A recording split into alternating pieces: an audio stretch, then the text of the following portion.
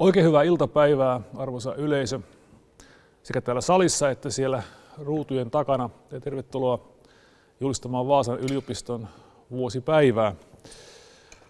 Tämä aika on vähän poikkeuksellinen tämän pandemian oloissa, mutta ei se kuitenkaan poista aihetta juhlaa. Ja juhliahan kannattaa aina, oli sitten pandemia tai ei. Vaihdan tässä englanniksi muutamaksi hetkeksi, kun ymmärsin, että meillä on yleisössä ja siellä kameroiden tai ruutujen takana myöskin englantia puhuvia tai ei suomea pääkirjaan puhuvia. Since I was told that we have other than Finnish speakers, let me say a word or two in English as well. And let me welcome you all also in English to celebrate the anniversary of Vaasa University. The celebrations, as you have noticed, take place in extraordinary circumstances. The pandemic we are having is still with us, and it requires us to do some changes in our normal procedures, I guess.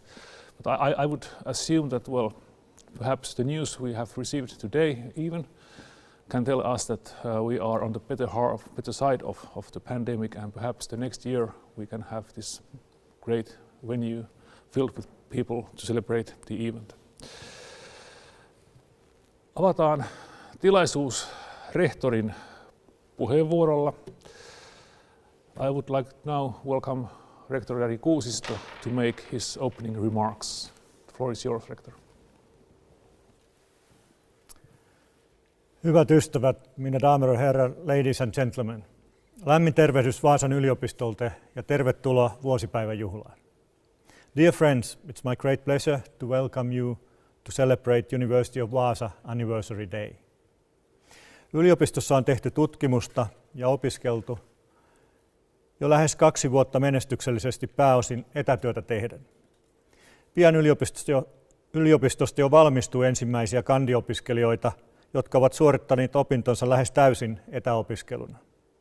Jokainen meistä yliopistolaisista ansaitsee näistä saavutuksista lämpimät kiitokset. Olemme todistaneet, että teknologiaa hyödyntäen yliopisto voi toimia lähes kokonaan kampuksen ulkopuolella. Samalla olemme huomanneet, miten tärkeä rooli kampusyhteisöllä on tutkimukselle, koulutukselle ja ennen kaikkea meidän hyvinvoinnillemme. University research and studies have been carried out almost 2 years successfully in remote mode. Soon the first bachelor students who have hardly attended campus will be graduating. My warmest congratulations for the entire university community on this great achievement.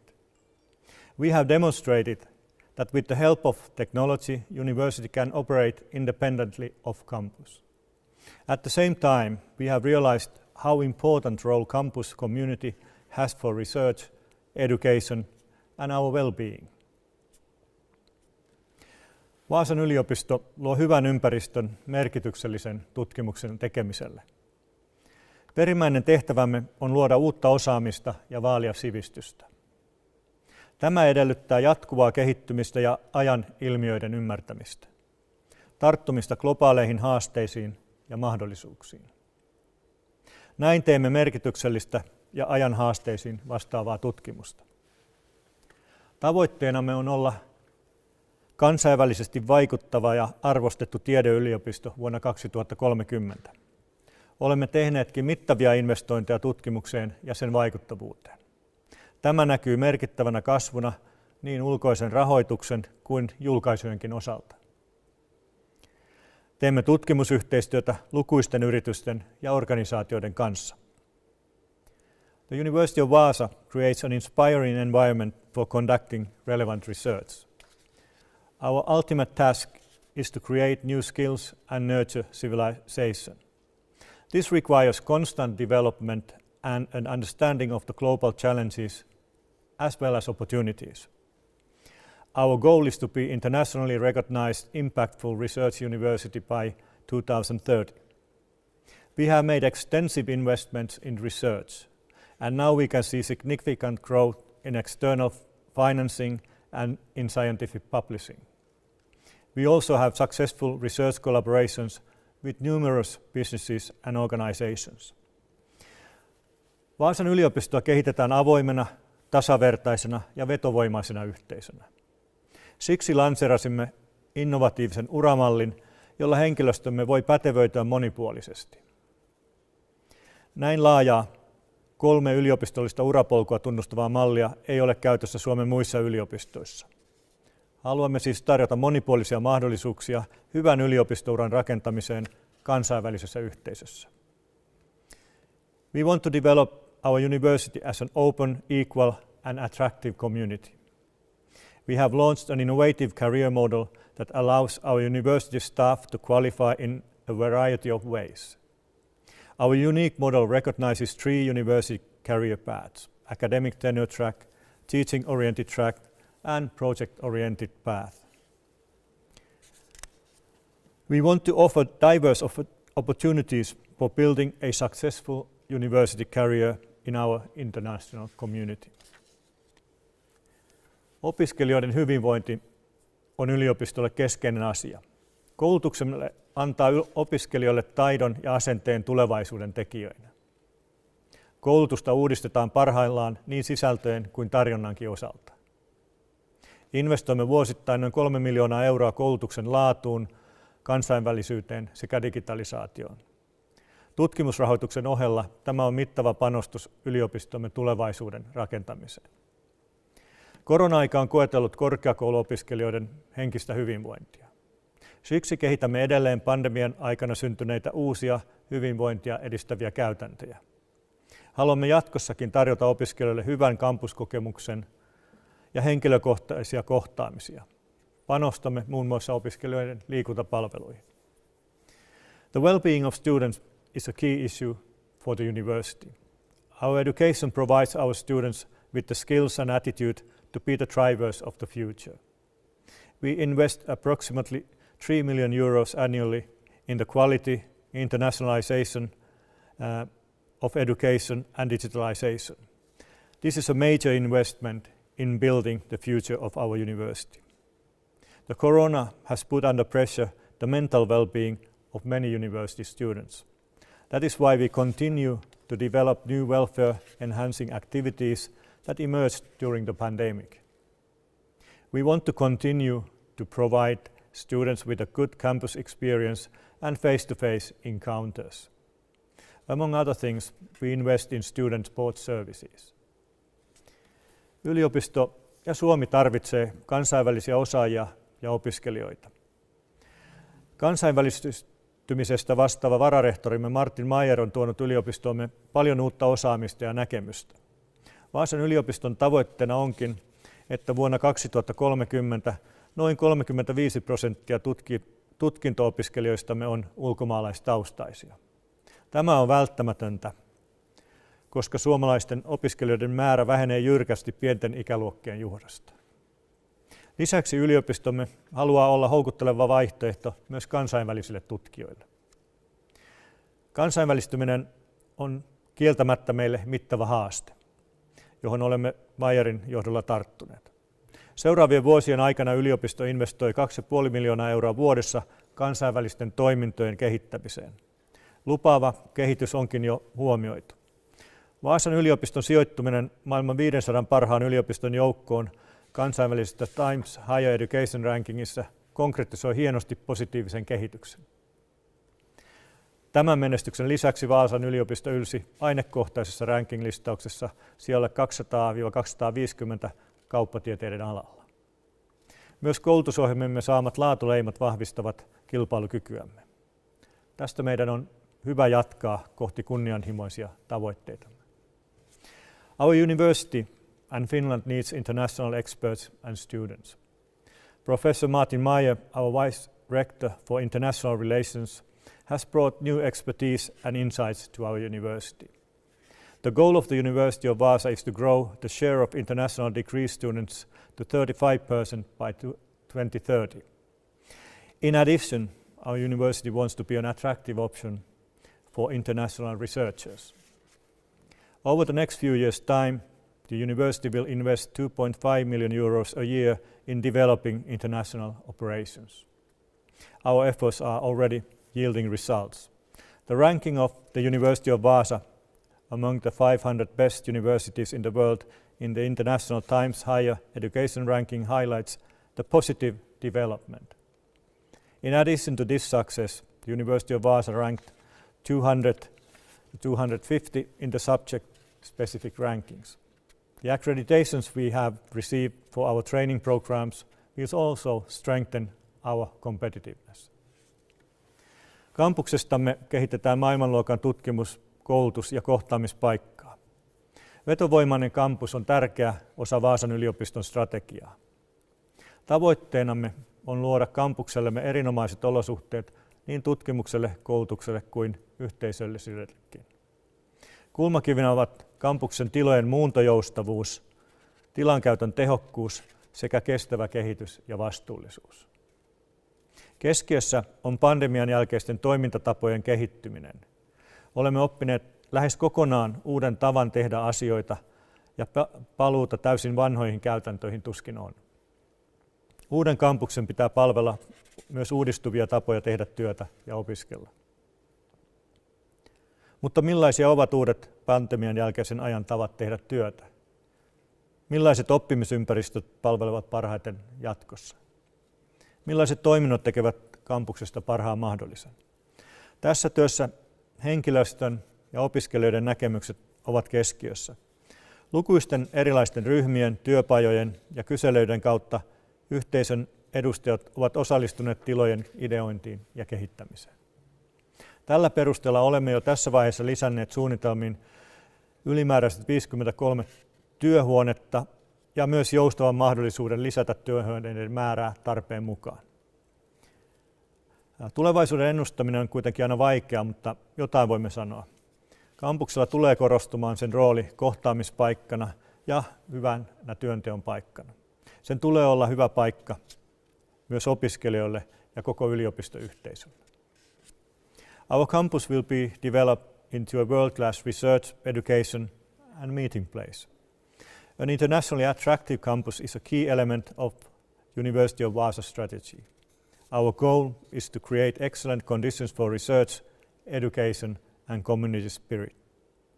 The cornerstones are the flexibility of the campus premises, the efficient use of space, sustainable development and responsibility. At the heart of this is the development of post-pandemic work practices. We've learned an almost entirely new way of doing things, and hardly anyone imagines going back to the pre-pandemic ways of working and studying. Our new campus needs to serve renewed ways of working and studying. But what are the new ways of working in the post-pandemic period? Through the number of different groups, workshops and surveys, community representatives have been involved in the design and development of the facilities. On this basis, we have already added 53 office rooms to the plans and the flexibility to add number of offices on the need basis. In the future, campus will increasingly be a meeting place. It also needs to be a great place to work and study as part of our university community. Menestyksen polut luodaan yhteistyöllä. Vaasan yliopiston koulutusta ja tutkimusta vahvistetaan alueellisella, kansallisella ja kansainvälisellä verkottumisella. Tuleva menestys rakennetaan yhteistyöllä ja verkostoissa. Yliopistomme menestys perustuu oman tuloksellisuuden rinnalla yhä enemmän alumniemme ja tutkijoidemme panokselle. Lahjoituksena kerätyt varat suuntaamme tutkimuksen ja koulutuksen kehittämiseen. Kaikki puolesta puhuminen ja lahjoitukset ovat nyt erittäin arvokkaita yliopistomme tulevaisuutta rakennettaessa. In the future, the success of the University of Vaasa will be increasingly based on collaboration and networks, internationally, locally and globally. In this context, new University of Vaasa board will start to work under the leadership of Mari Kiviniemi for the period of 2022-2025. Vaasan yliopiston uusi hallitus aloittaa työskentelyn puheenjohtaja Mari Kiviniemen johdolla. Vaasan yliopiston hallituksen toimikaudella 2022-2025 on mukana 11 jäsentä, joista 5 tulee yliopiston ulkopuolelta ja 6 yliopistoyhteisöstä. Tärkein voimavaramme on kuitenkin hyvinvoiva ja osaava yliopistoyhteisö. Tiedämme, että muutos on jatkuvaa ja se koskettaa meitä kaikkia. Kiitos vielä koko yhteisölle venymisestä pandemian aikana ja erinomaisista tuloksissa, tutkimuksissa ja koulutuksessa. Erinomaista alkanutta vuotta 2022.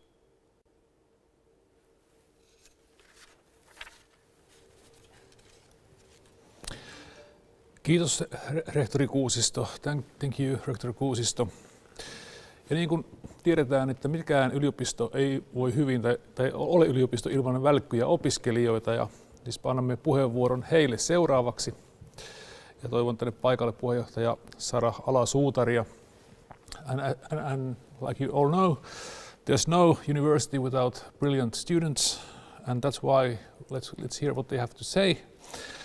And let's welcome the chair of the Student Union, Sara Ala-Suutari. The floor is yours.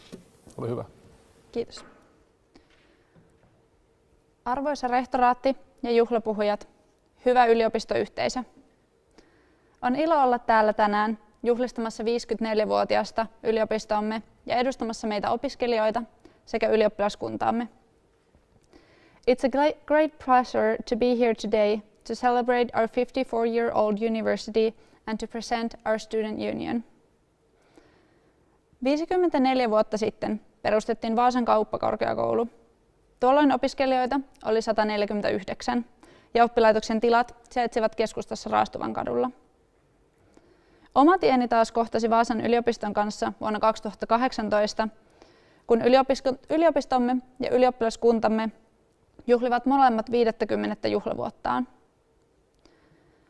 Jo tuolloin oli kuljettu pitkä matka alkuaikojen pienestä, historiansa alussa olleesta korkeakouluyhteisöstä. Tuolloin meistä kukaan ei kuitenkaan vielä tiennyt, millainen kasvun paikka yliopistoyhteisöllämme olisi edessä aivan lähivuosina. The Vaasa School of Economics and Business Administration started its operations 54 years ago. There were 149 students and the facilities were located in Raastuvan katu in the center of Vaasa. My own path crossed with our universities in 2018 when our university, as well as our student union, were celebrating their 50th anniversaries. Even then, our community had become a long way since the beginning of its history. However, none of us then knew what a growth we would have to be facing in the upcoming years. Viime vuodet ovat olleet raskaita meille kaikille. Niin yliopiston kuin ylioppilaskunnankin on täytynyt kärsiä, oppia ja ennen kaikkea sopeutua alati muuttuviin tilanteisiin.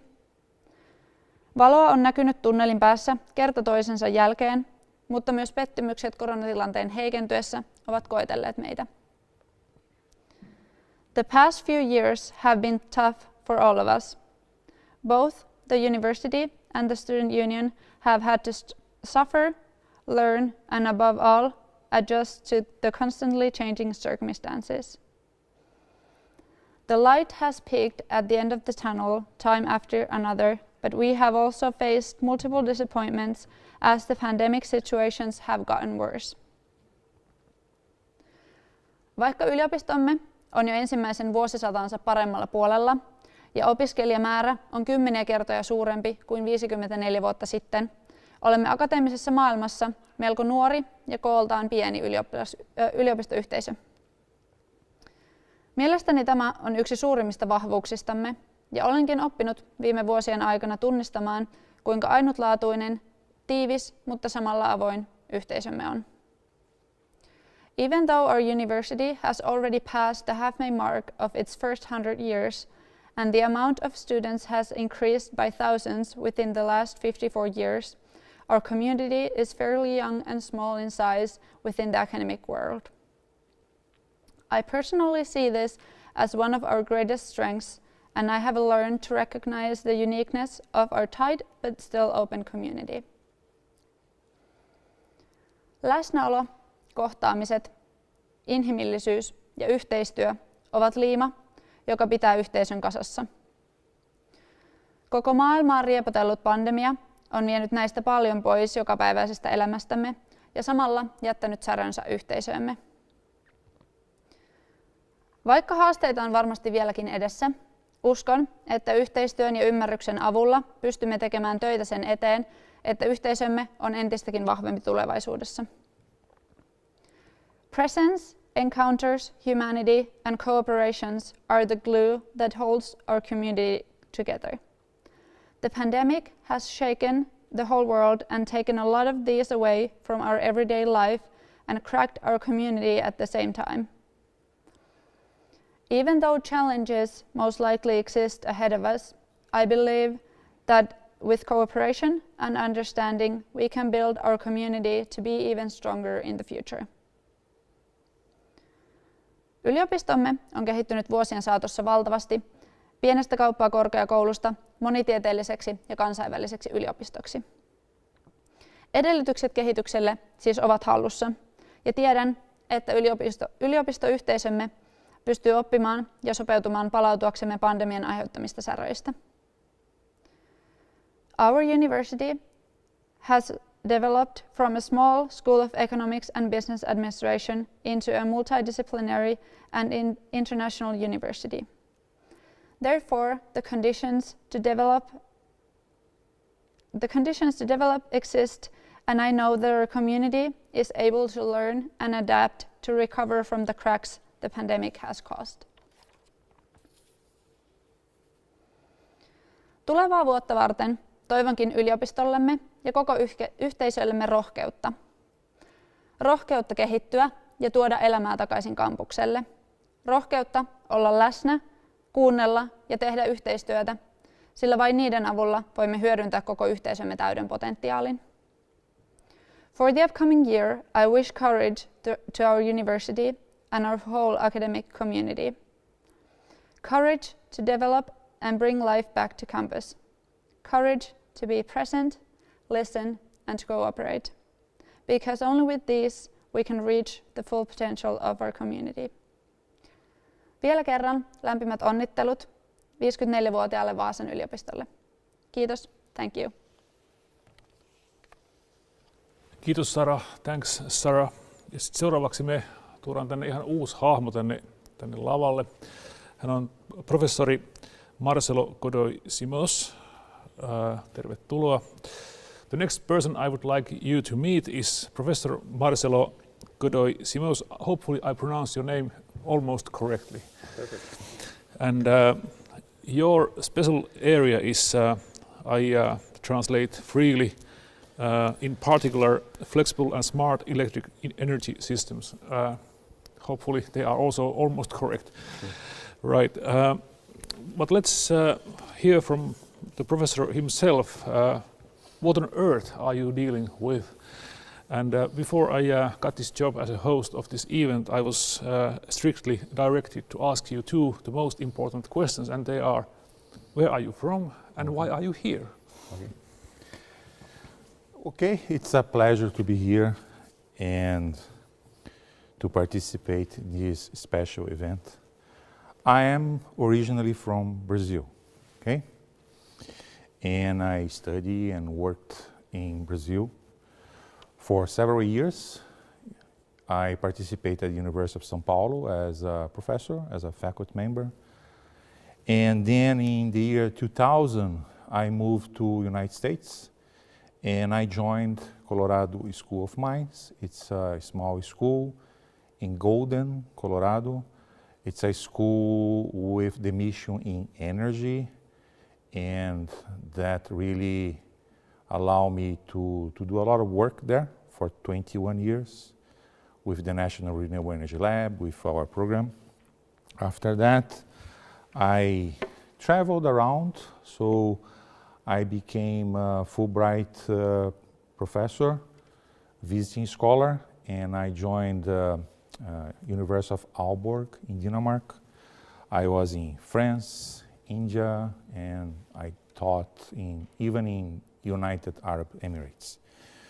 I came to Vaasan, I think that was part of your question, because the research and education here, the capabilities of the electrical engineer department, with the FRESI lab, it's our smart grid lab, and the VEBIC research, they are top quality, and we together have a lot of potential to further international recognition. Great, good to hear. Then, well, there must be somebody else in the audience and behind the screen, like me, who is not an expert in energy. So can you be a bit more specific and concrete on what is the field of your research? Sure. My work is in the development of electrical engineering solutions to integrate renewable energy into the utility grid. So in a practical way, we want to have these flexible energy conversion systems to be part of our life.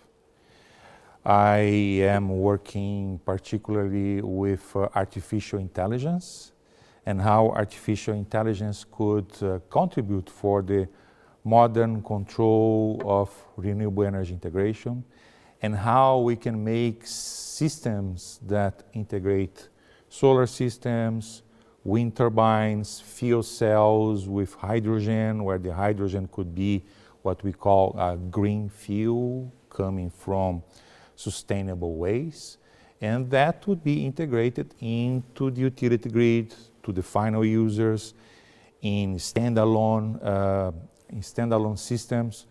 So we have a lot of potential here, and I believe we can do a lot, particularly because we have a strong international master in energy. We have the Smart Grid Lab, we call it FRESI, and we have a strong community of researchers and students here who could make a social impact to make the sustainability of our future with our generation in this 21st century. Right. You mentioned the renewables in your remarks, and well, of course, they are something we need in the future. We need to lower down the emissions and have more renewables. Looking into your work, when would you deem, let's say, have success when it comes to renewables? What would be your breakthrough here in Vaasa? What are you searching for? I have, of course, I have my experience in my vision to what I believe would be important, and I'm working very closely here with many professors, staff, and students and researchers. We have a plan for the immediate future, and I believe a breakthrough would be to have a working prototype of sustainable energy that would impact our campus, our local communities, so people could see and could perceive what you're doing, and what you're doing is important now and for the future. Okay, right. Going back to where we started and coming to Vaasa, you mentioned that you have been in the USA for a long time, and you originally come from Brazil. I'm just curious to hear, when was the first time you heard about Vaasa University and its possibilities, and can you, let's say, track down or trace back the moment when that happened, when you saw the light? Oh, I will go to Vaasa. This is a good question, because I'm having for the first time I thought when I thought was a good place to come, and then suddenly it came an invitation. But in 2020 was my last my last year at the Colorado School of Mines, where I became emeritus. And in 2021, I was a visiting scholar at the University of Denver. And I was working with the group at the University of Denver because I didn't know what to continue to do with my career. And then I was paying attention to many publications. And I saw there were very interesting publications coming from the group here. I had some friends in Denmark, and I wrote to a few of them if they knew any possibilities in Europe. And then by coincidence, and people say there is no coincidence in our life, he said, well, there is a search going on. That was December 2020. So I wrote to a professor here. We had an interview, we had a search, and eventually I was invited to join, and I'm very happy to be here. So I would say that the first time that caught my attention was about 1.5 years ago. Okay, right. And then you didn't know anything about the sunny beaches of Vaasa like you have in Brazil. Okay. Okay. See, I think there is something here that really makes people love Vaasa, you know, the proximity of the ocean, and for sure how the Finnish people are so friendly, how you are so good to us. Thank you very much. Thank you, Professor. Thank you for coming here, and we are truly happy to have you in Vaasa. I wish you all the success in your work. Thank you. Sitten jatketaan. Vuosipäivän juhliin kuuluu palkitseminen, niin myös Vaasan yliopistossa. Ja tänäkin vuonna jaetaan vuoden tutkimusteko ja opetusteko. Palkinnon takaa rehtori Kuusisto. Ja hyvä opettajapalkinnon jakaa Vaasan yliopiston ylioppilaskunnan puheenjohtaja Sara Ala-Suutari. In every university and every year, the university's rewards for exceptional research and teaching skills. And the prizes of the two will be announced by Rector Kuusisto. The floor is yours, Rector. Kiitoksia. Vuoden tutkimusteosta palkitaan yliopistotutkija Tatjana Karanina ja tutkijatohtori Mikko Ranta Jupo kaksitasoisesta tulkaisustaan Blockchain in Accounting Research, Current Trends and Emerging Topics.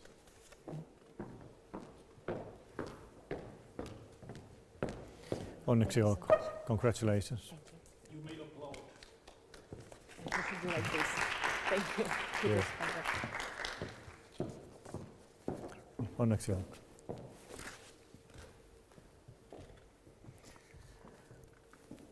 Rehtorin erityismaininnan pitkäjänteisestä ja menestyksekkäästä tutkimustyöstä saa professori Marko Kohtamäki ja tiimi kauppatieteen tohtori Rodrigo Rabetino, kauppatieteen tohtori Tuomas Huikkola, kauppatieteen tohtori Lauri Korkeamäki sekä kauppatieteen maisteri Jassine Talahui ja kauppatieteen tohtori Valeria Poldosova.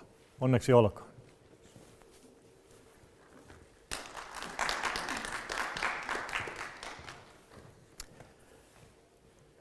Vuoden opetustekona palkitaan markkinoinnin johtamisen maisteriohjelman kurssi Kulttuurinen kuluttajamarkkinointi. Opettajat yliopistotutkija Hanna Leipämaa-Leskinen ja yliopistotutkija Henna Syrjälä.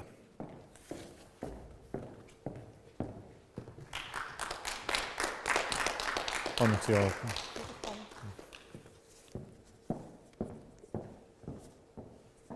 Onneksi olkoon.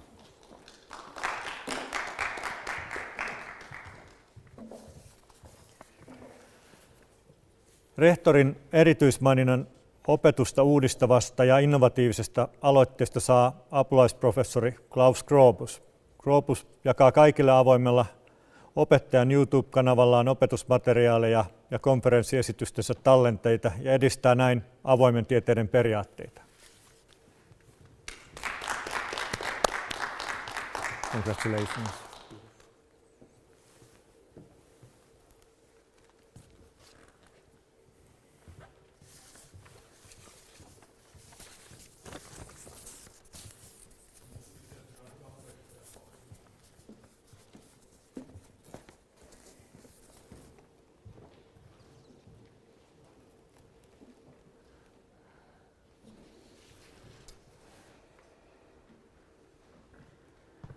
Vaasan yliopiston ylioppilaskunta myöntää vuosittain Hyvä opettaja-palkinnon opetustyössään onnistuneelle ja opiskelijoita innostaneelle Vaasan yliopiston henkilökunnan edustajalle. Tänä vuonna päätimme jakaa varsinaisen palkinnon saajan lisäksi yhden kunniamaininnan ehdotettujen joukosta valitulle opettajalle. Hyvä opettajapalkinto tänä vuonna menee Laura Haviselle. Vuoden 2022 hyvä opettaja Laura Havinen on motivoinut opiskelijoita, hän on aidosti kiinnostunut opiskelijoiden oppimisesta. Hänen opetustyylinsä on innostava ja monipuolinen. Lisäksi Havinen huomioi opetuksessaan erilaiset oppijat ja panostaa yksilölliseen palautteeseen.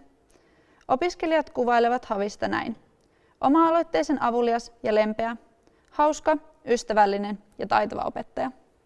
Onneksi olkoon.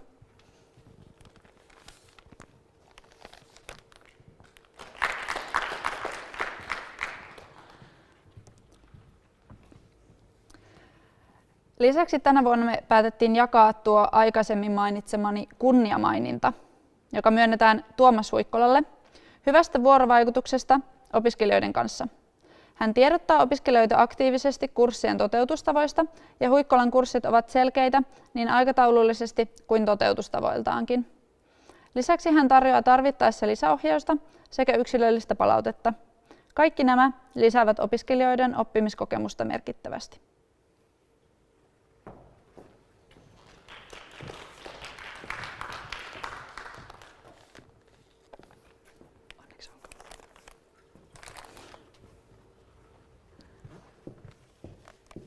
Kiitos.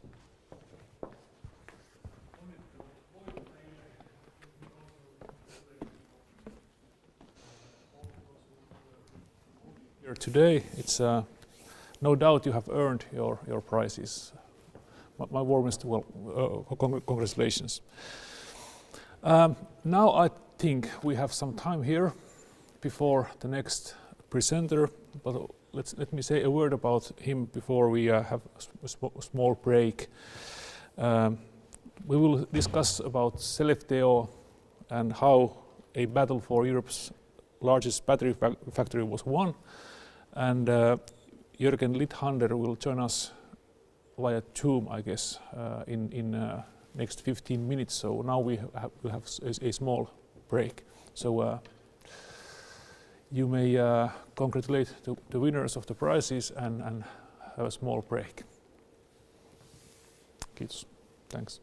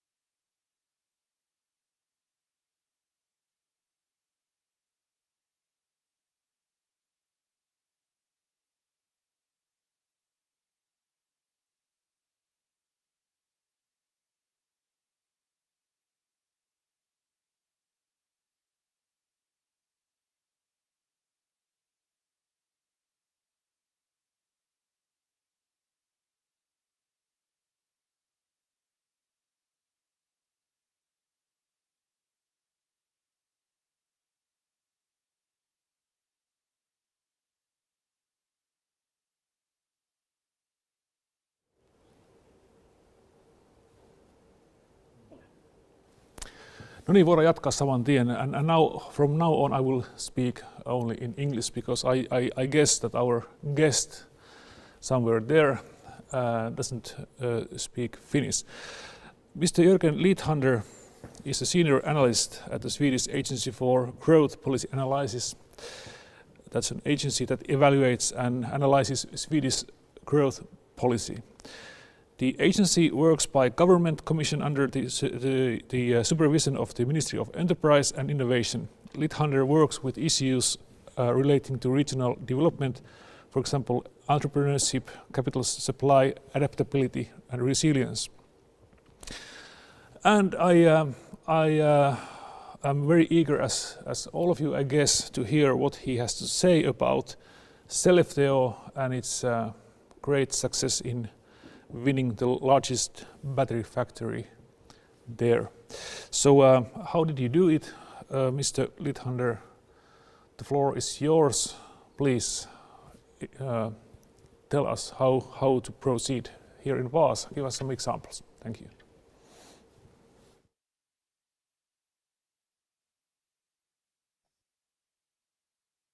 Yes, I will start with try to share the screen.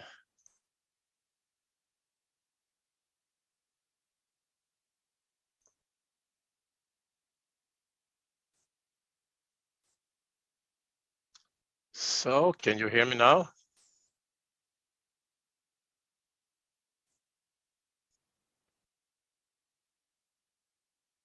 Okay, thank you very much. I will begin with thank you for giving me the opportunity to present this study at your anniversary celebration. And I hope I can give you some part of the picture. Of course, it's a lot more detail in the report, but anyway. And I also know that Vaasa is a two-language area, so I have promised Rector Jari Kuusisto to also say something in Swedish sometimes, not so many times. Okay.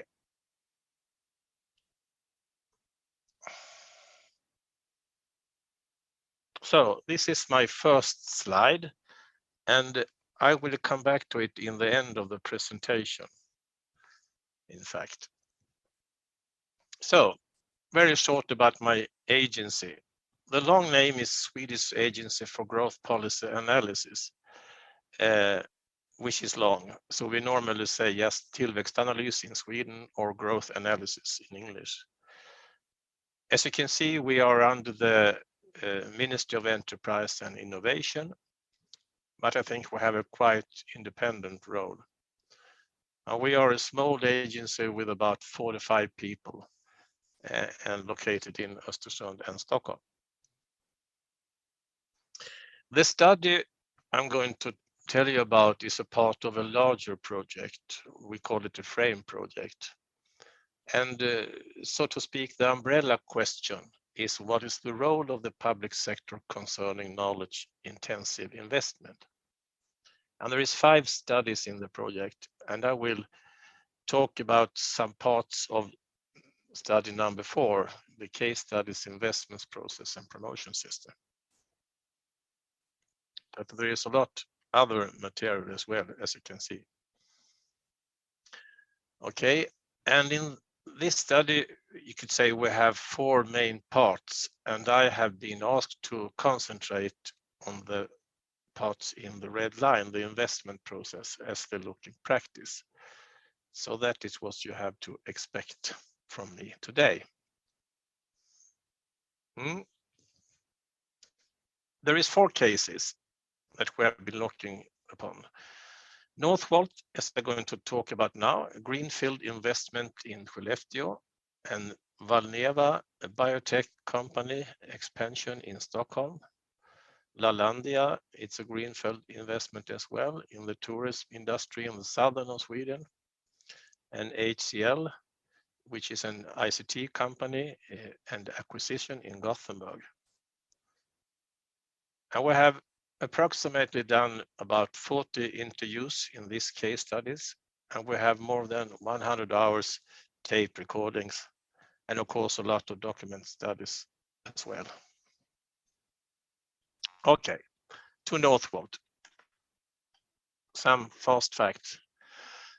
Northvolt means 3,000 new direct job, and if you also include the more indirect effects of it, it could be up to 6,000 new jobs. So it's a real massive investment. In money, it's about 3 billion euro. And it's a really large energy consumption. It is estimated to about 2 terawatt hours, which is about 2% of the total consumption in Sweden. So it's a lot. And the factory itself are huge, and it's a little bit difficult to understand how large it is. So I have made a comparison here. You can see if you compare the size to a football pitch, it will be 140 football pitches for the size of the factory. På svenska kan jag säga då att vi har använt fotbollsstadion i Wembley som måttenhet här, om det är någon som undrar om detaljerna. Okay, Skellefteå, the place. Skellefteå has a little bit more than 70,000 inhabitants. I guess that is about the same as Vaasan. There is heavy industry with forest, wood, mineral that dominates the scene, but the service sector is increasing. There, at the time for the investment, it was relatively low unemployment with in Swedish situation, a little bit lower than the national level, you can see. Skellefteå has no own university, but there is a local campus there with the traditional university activities and also vocational education. And Luleå and Umeå is the nearest universities within 1.5 hours drive from Skellefteå. If we're talking about communication, there is 20 minutes from the town center to the airport, and you have the European route E4 and Riksväg 95 passing through the town. There is a harbor, and that was important for Northvolt. Railway, at the time only goods, but a new coast railway, Norrbotniabanan, is under construction, and that was also very important information for Northvolt.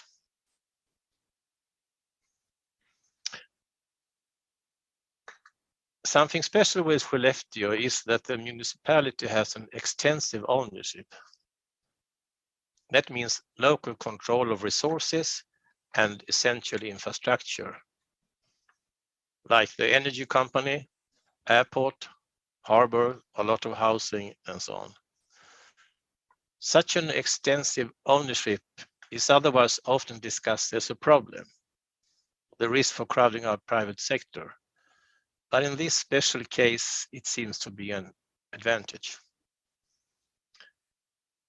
The municipal energy company is one of Sweden's 5 largest electricity producers, which of course was an advantage for Skellefteå. And the municipality also runs a business promotion office with 5 employees. I would say that that is a little bit more than normal, taken in relation to the size of the town and the municipality. And this business promotion office also played an important role in the investment process. Okay, if we start a little bit before the investment period, I call it a prologue or a before period. We could see that the important traditional industry in the Skellefteå area gets into trouble during the 90s and the population decreases.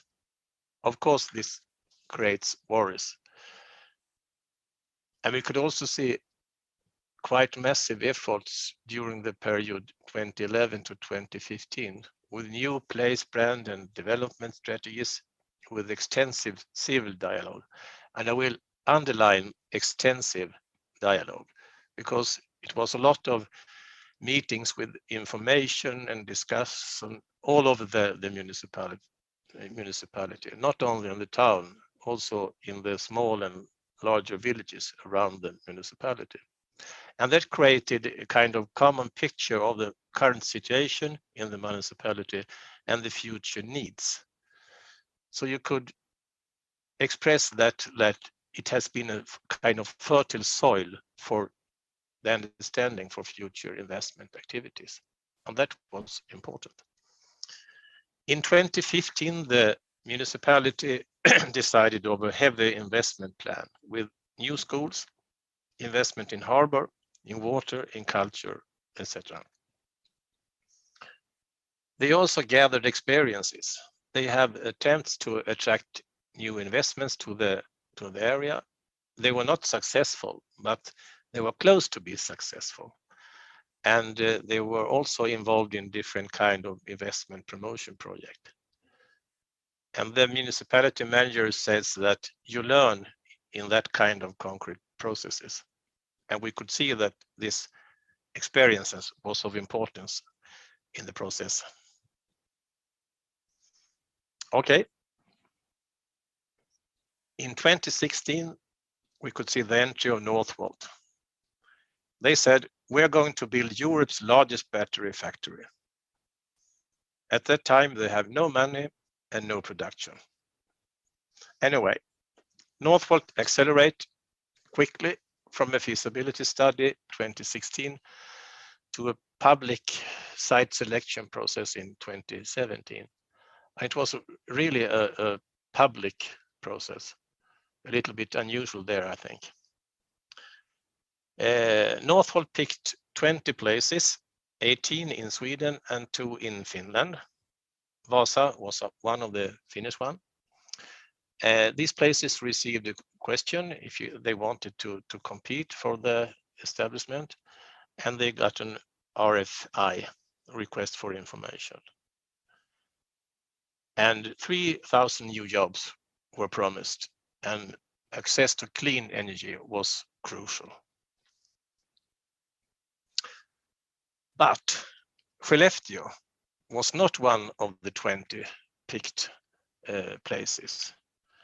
They invited themselves a week later, and so did 20 other municipalities.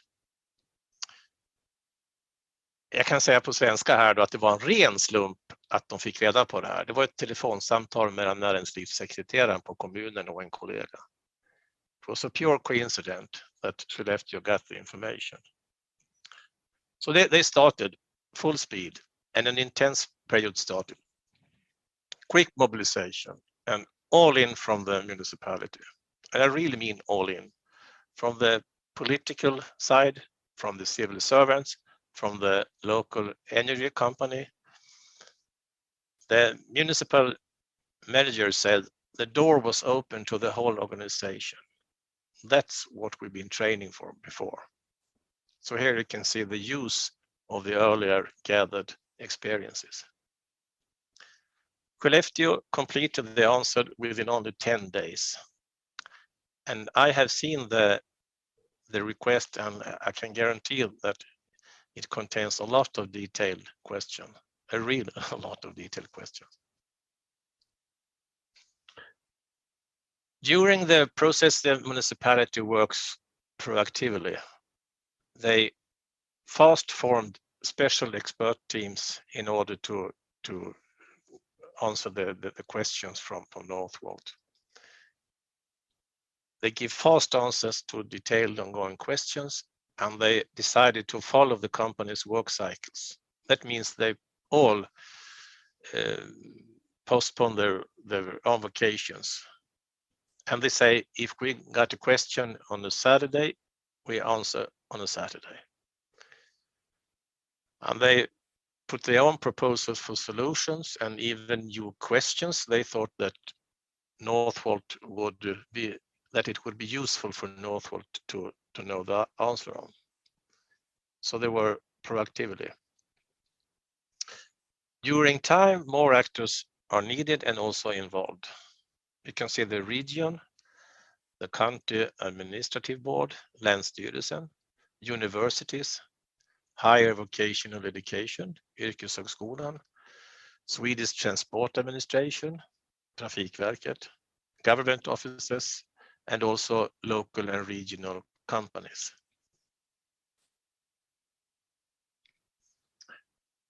So the list of the candidates is shrinking, and only 10 municipalities remain in the selection process in the late April.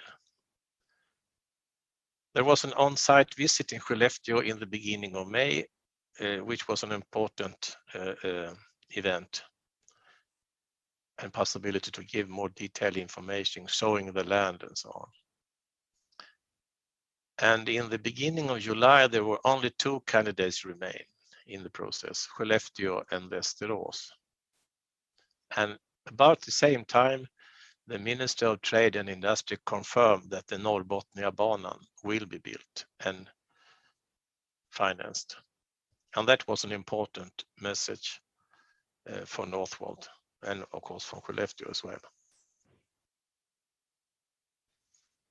So it is close to a decision now, but we're not there completely.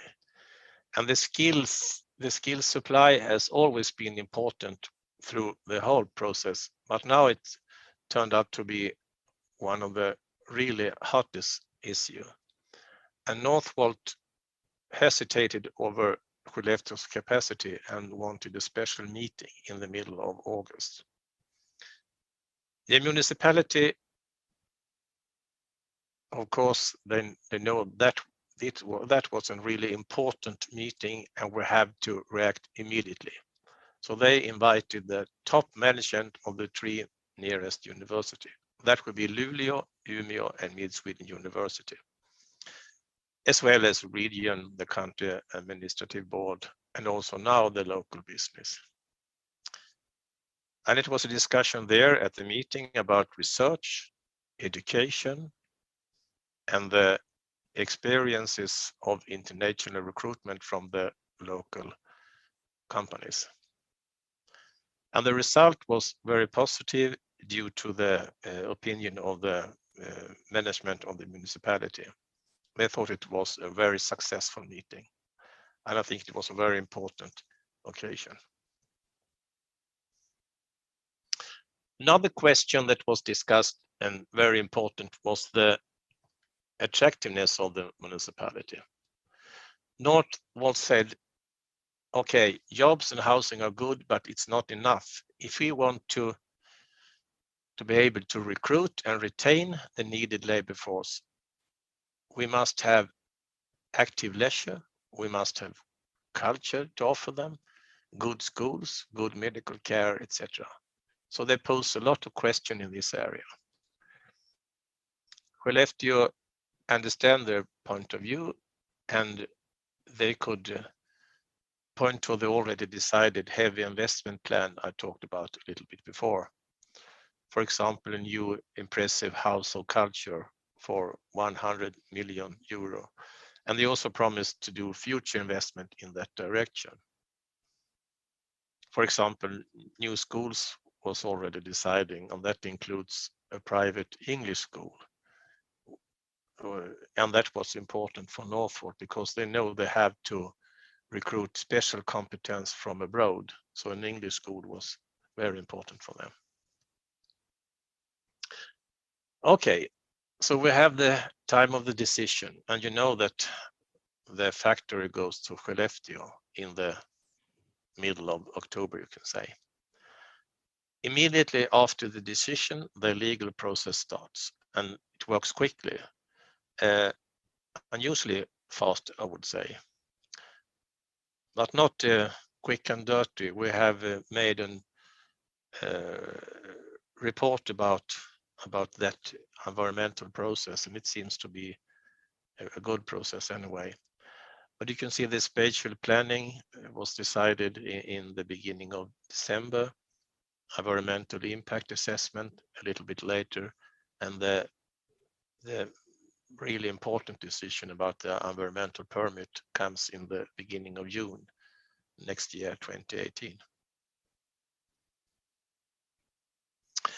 So after the decision then, the municipality realized that it was important to keep on and have an ongoing dialogue with Northvolt, keeping up the relation. And they could see that the establishment are attract new companies. So they express it like Northvolt is being a kind of locomotive for more establishment. And the municipality get a lot of requests. Of course, subcontractors to Northvolt, and I think you have about 4 or 5 now that have announced that they will start the business in Skellefteå, but also other kind of companies more connected to a growing society than Northvolt itself. So it's a completely new situation for Skellefteå. But that also creates challenges for the municipality. Challenges in related to community services in general, of course, and they obviously need a lot more inhabitants and workers. So they have to concentrate on activities to make and communicate that Skellefteå is an attractive society. And there is a huge demand of housing, at least over the next 5 years. And in fact, that is a real problem now in Skellefteå, because the demand for housing is much, much more than the supply of housing. And another thing is that the national actors are becoming increasingly important. And that's quite obviously because there are now increasing number of issues that are outside the municipality's own mandate. Clearly, example could be the skill questions and infrastructure, railway, the Norrbotniabanan was talking about, and road, a lot of more inhabitants and a lot of more heavy transport and so on. But this isn't so easy, because it seems, said the Skellefteå municipality, that the state is more used to being involved when it's about negative shocks, crisis, than positive shocks.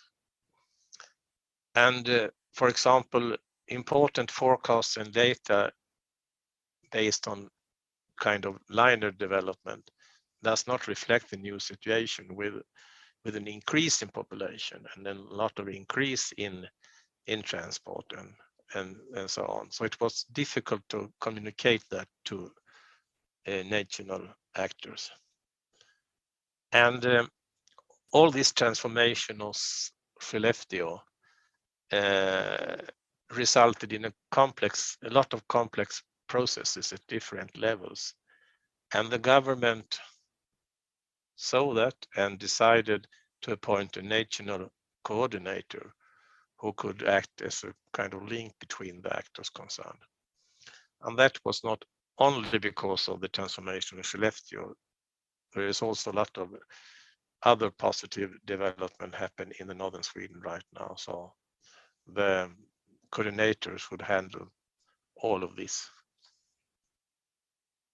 I could also mention that in our report, we have a suggestion. We saw the need for this kind of national coordinator. So the decision was in line with our suggestion. Okay, trying to summing up a bit, process and the investment motives and factor of attraction.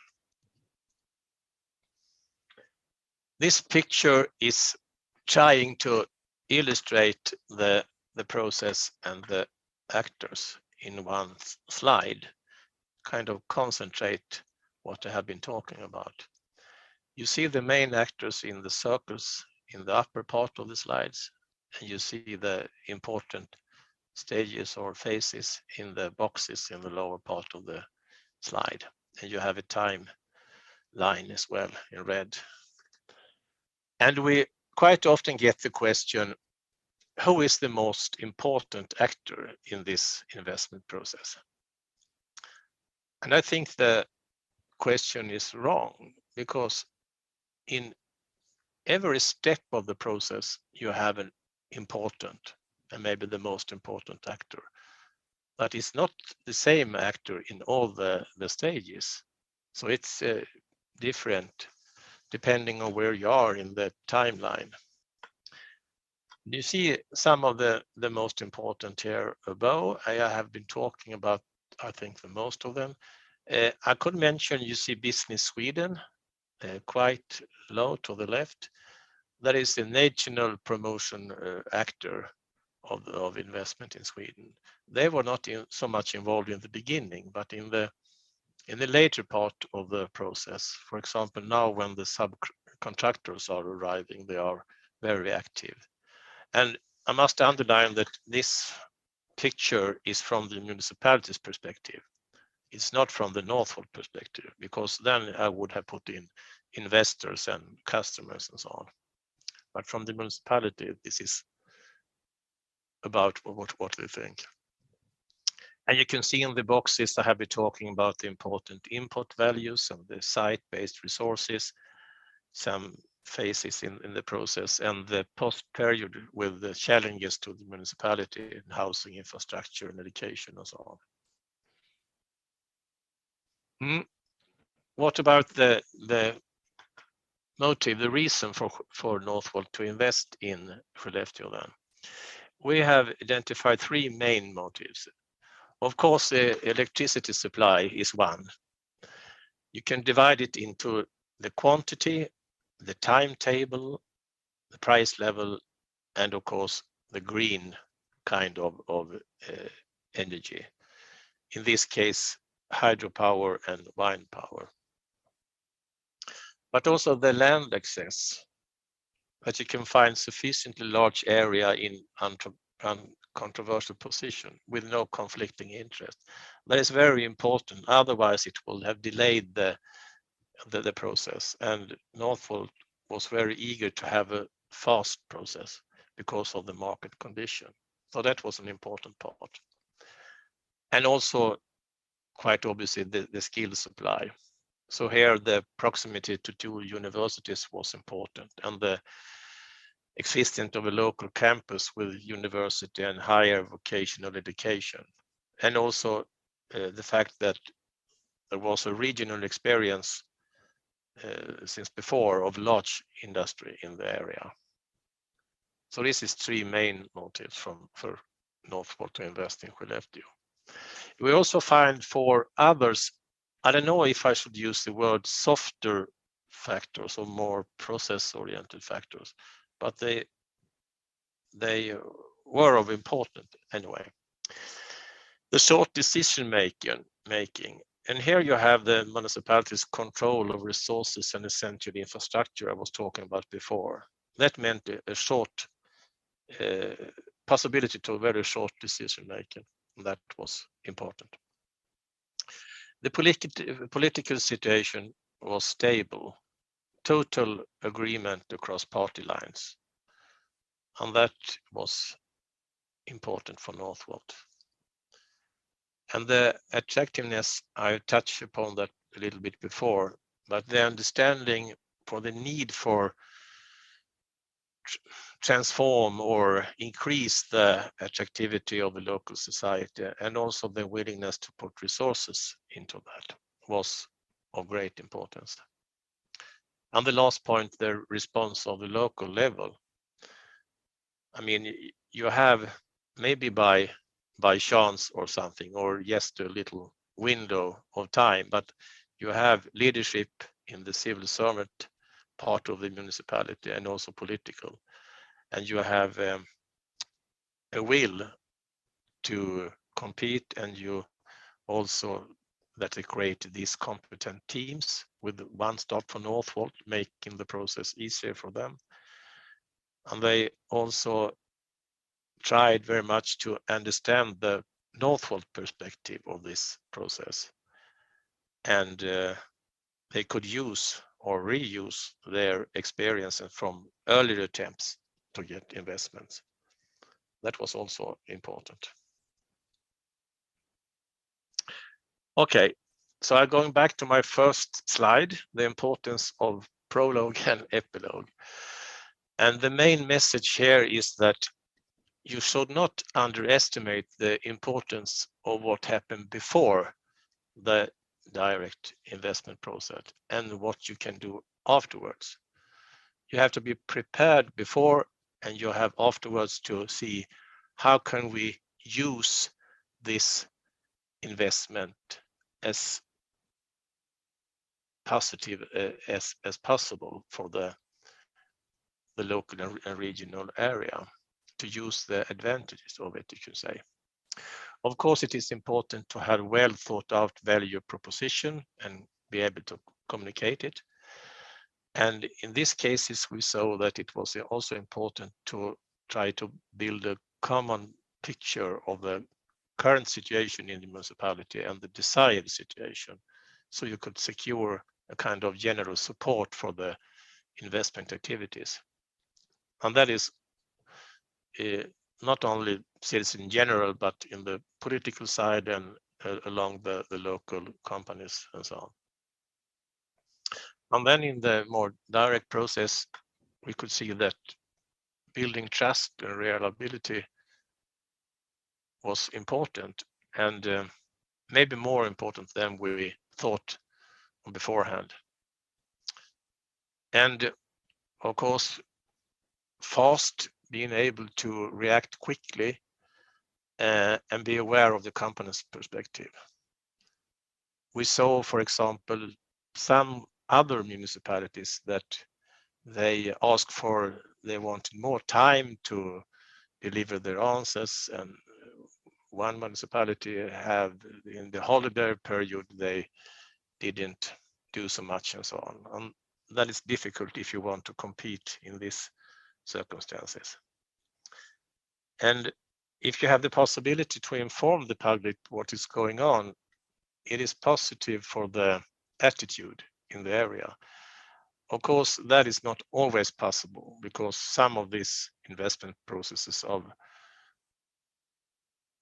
much more secret than the more open one of Northvolt. And it's also important to early secure a direct dialogue with important regional and national actors.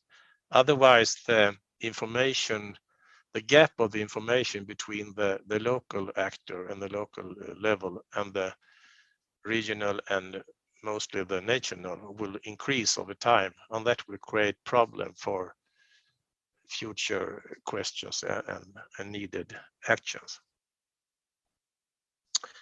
And the after period, the epilogue, well, you have the investment on place, so the challenge is to try to do so much good of it as you can, trying to make the place attractive and sticky, using the word of Ann Markusen from 1996, and identify and increase the advantages of staying on the place and reinvest. And don't forget the potential of getting new investment and promote the business relation with the local and regional companies. And in the end, it is not the end. There is always a need for ongoing dialogue and a long-term relation, I think. Okay, that was the story of today. And of course, there is much more to read and much more detail in our reports. We have a long report, 116 pages, and we have a shorter one, a brief version with only 25 pages. You find them on our website, and you're most welcome to read them. They are in Swedish, but they are summary in English. And I would like to thank you for your attention. Thank you very much.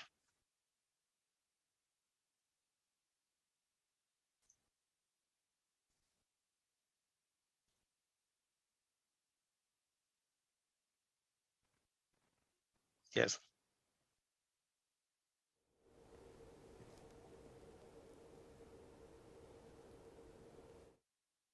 Tusen tack Jörgen, and many thanks for your presentation. It was clear, and I must say that you made us envious of the comprehensive approach you have had in Skellefteå. I really I'm surprised to see how things can be done quickly if there is the will in place. I understand that there is a Professor Thomas Kohlberger, who is ready to join us from Chalmers University of Technology from Gothenburg. I hope you can hear me, Professor, and we look forward to hearing what you have in mind. You have promised to give commentary remarks on the presentation by Jörgen Lithander. So the floor is yours. Thank you.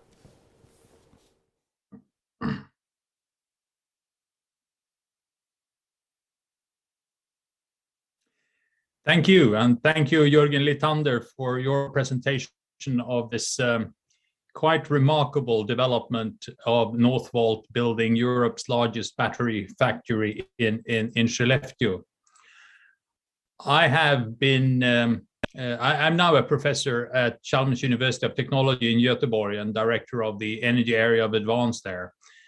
Previously, I was Director General of the Energy Agency some 10 years ago, and I've also worked for the European organization InnoEnergy that took part in the support of Northvolt's establishment in Europe.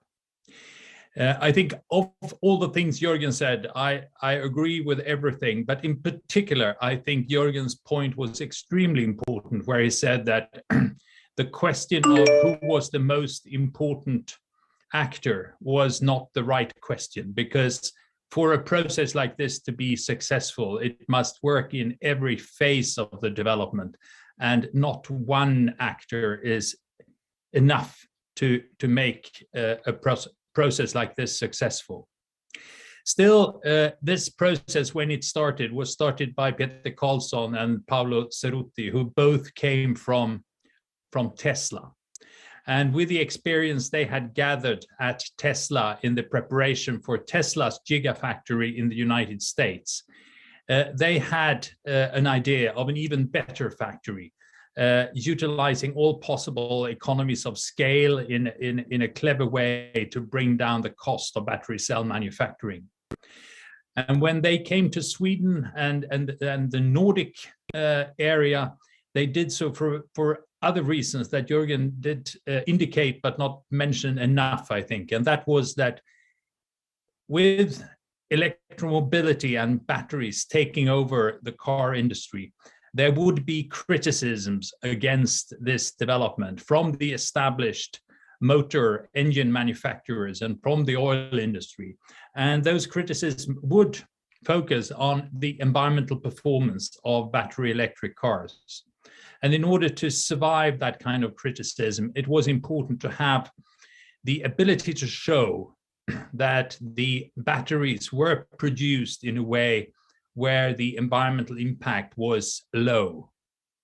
To do so, as Jörgen pointed out, the CO2-free electricity generation, so strong in large parts of the Nordic countries, were extremely important. But also the availability of mineral resources was one reason why they were interested in the Nordic countries. We do have in Sweden, Finland, and Norway a lot of the minerals that are required to build batteries. And not only do we have a mining sector that has better environmental performance than many other mining areas in the world, it is also possible to check it. I remember a discussion on the environmental performance of mines in Congo, where it was said that, yeah, there are some mines in Congo that are reasonably good from an environmental perspective, but no one dares to go there to check them. But with the Nordic countries and the openness and the relative security and safety available here, it is easy to actually check the environmental performance. So the idea of not only sourcing the electricity, but also the minerals from the Nordic countries was one reason why it was of interest to locate the plant in the Nordic countries. But this was not only a matter of the resources and the environmental performance of the resources, it is also a major investment. And the idea of finding money for a 4 billion euro investment in Sweden, when the company was only made up of a couple of people, though there were people with experience, was not at all an easy challenge. And in this phase, the support by senior industrial people with industrial experience in Sweden was important, and they managed to get that. It was also very important to get the European interest. And one of the things that was making this process possible at one stage was the strong support from the European Commissioner Šefčovič, who did clearly state the importance of battery cell manufacturing in Europe. When Peter Carlsson came and started talking about establishing a battery cell plant in Europe, the possible expected demand that he projected was much higher than what was normally seen in Europe at the time. But in the years that followed, the European automotive industry very quickly started to understand that electrification was coming, as renewable electricity had become cheaper than oil and battery cells were possible to produce at reasonable cost. But they also realized that battery cells would not be a global commodity easily bought, as they noticed that Asian countries rather exported complete electric vehicles than selling the battery cells to Europe. So this managed to encourage a strong desire among the European automotive industry to start supporting European companies producing battery cells in Europe. So before this site selection and the interest resulting in the plant ending up in Skellefteå, there were a lot of other important factors that made Peter Carlsson and Paolo Cerruti and the growing company interested in Northern Europe, in Scandinavia or the Nordic countries, and in the end in Skellefteå. The size of the battery cell manufacturing industry is impressive. Now, Northvolt's ideas of expanding, probably in Sweden, with battery manufacturing for other Swedish automotive industries than what has been done before. I think the one of the interesting observations is that even if the Swedish automotive companies will buy roughly half of the, maybe in the end, 100 gigawatt hours per year of battery cell capacity manufacturing, assuming a continued price level of about 100 euros per kilowatt hour for these batteries, the Swedish export of battery cells will reach the same order of magnitude as the net export of pulp and paper products. So this is a very big industry growing very quickly. Jürgen did describe the impressive and successful work that Skellefteå Municipality did in providing what Northvolt needed, and thereby making Northvolt prioritize Skellefteå as the site for the big production plant.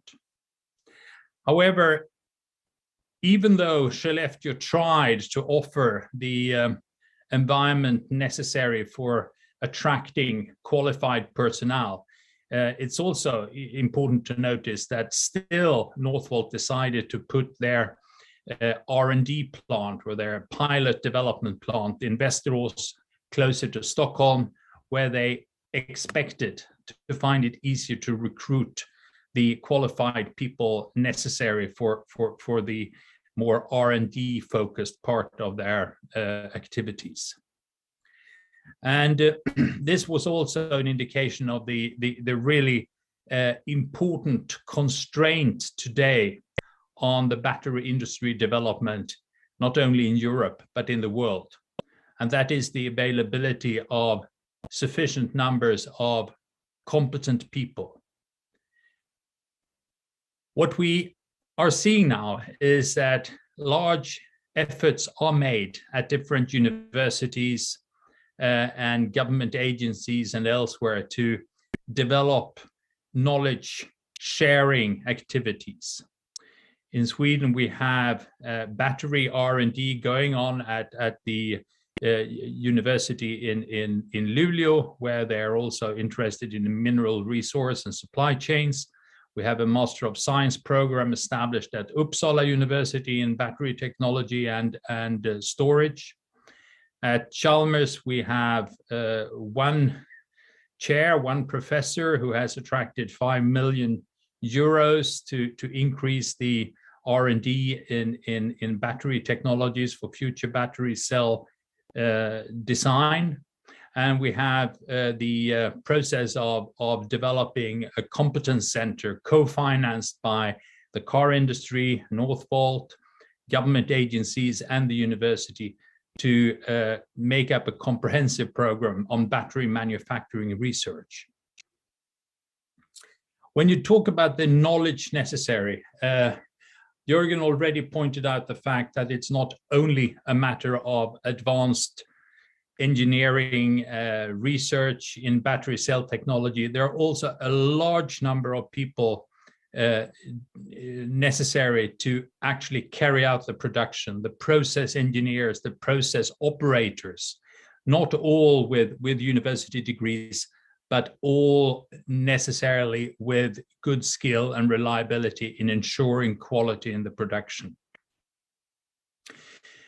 When I was involved in discussing what competences and research Northvolt would be interested in gathering for their operations, it was important that they spent a lot of time explaining that what they needed was not only or not even mainly people who were skilled at battery technology specifically. It was a matter of process engineers, quality control skilled people involving a lot of statistics and data management. And they were also very early in paying a lot of attention and interest in the research on battery recycling. And as you might have seen, Northvolt has now even started to show and demonstrate that they can produce new battery cells from the materials recovered from old battery cells. And that was one of the contributions. That technology for recycling lithium batteries was one of the contributions from Chalmers researchers during this last 5 years development process. So the importance of universities in providing the knowledge necessary for these evolving industries is significant. And it is a matter of not only local but national and European interest that the universities in Europe are successful in predicting what knowledge will be required and in combining the existing research programs as well as academic programs for students to fit not today's needs but future needs in this rapidly evolving industry of energy storage and electrification. And I have enjoyed the discussions that we've had in the Vaasan University board and the recruitment and strategy development, but there is a lot more to do if this is to be successful for Vaasa, for Finland, for Scandinavia or Northern Europe, and for Europe as such. And the transition going on in the energy sector, as we also heard in the earlier presentations today, is significant and an important challenge. But with this, thank you, and thank you, Jürgen, for your introduction. And I think I have at least come up with some supplementary comments on this development. Thank you.